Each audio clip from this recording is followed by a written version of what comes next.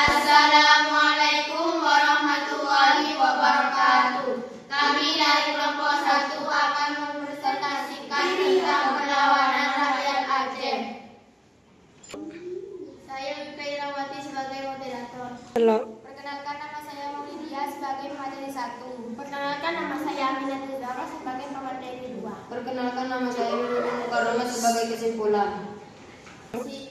Persilakan pemateri 1.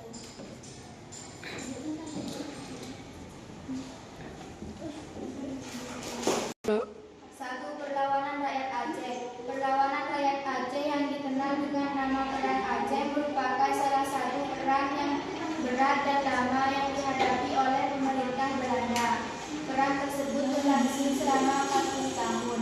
Perang Aceh berawal dari keinginan pemerintahan Hindia Belanda untuk menguasai wilayah kekuasaan Kesultanan Aceh. Faktor-faktor yang mendorong keinginan Belanda sebagai berikut. A. Pemerintah Hindia Belanda ingin memperluas wilayah kekuasaannya di Nusantara.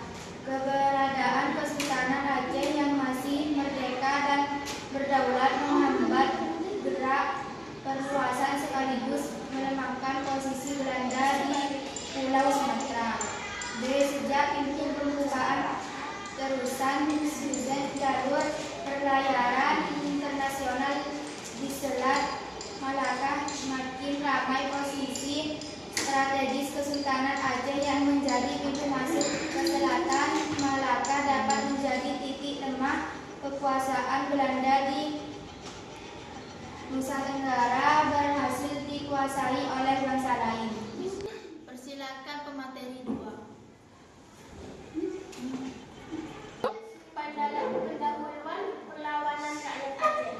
Pemerintah Hindia Belanda menyerang Kesultanan Aceh secara terbuka. Untuk pemerintah kalinya pada 5 April 1873 dengan 300. Pada 5 April 1873 dengan 300 tentara.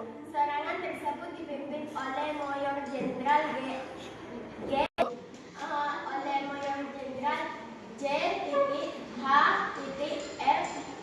Kohler yang kemudian tewas di kawasan Masjid Raya. Pada bulan November di tahun yang sama, Belanda kembali menyerang Kesultanan Aceh dengan kejutaan 3 juta tentara. Serangan tersebut dipimpin oleh Letnan Jenderal J. Van Swinten dan berhasil merebut istana Sultan Aceh. Namun Sultan Mahyus Shah berhasil menyelamatkan diri ke luangan Batak. Beliau meninggal karena bawah kolera pada tahun 1874. Tokoh perlawanan rakyat Aceh. Satu di antaranya adalah 1. Keutuhan Imam Luen Batang. 2. Tengku Ibrahim Langga. 3. Panglima Kolem Mahmud Jubanta. 4. Tuanku Umar. 5. Cutnya Dien. 6. Cutnya Muatiyah. 7. Teongku Panika. Persilakan kesimpulan. Kesimpulan, Perang Aceh menimbulkan kerugian besar bagi pemerintah Hindia Belanda, baik korban jiwa maupun biaya. Penyelesaian perang yang efektif menyarankan untuk melakukan serangan frontal dengan kekerasan.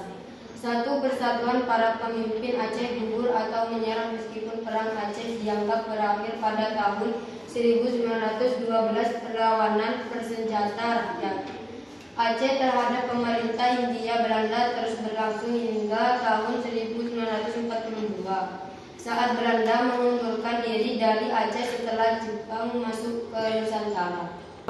Cukup sekian presentasi dari kelompok kami. Assalamualaikum.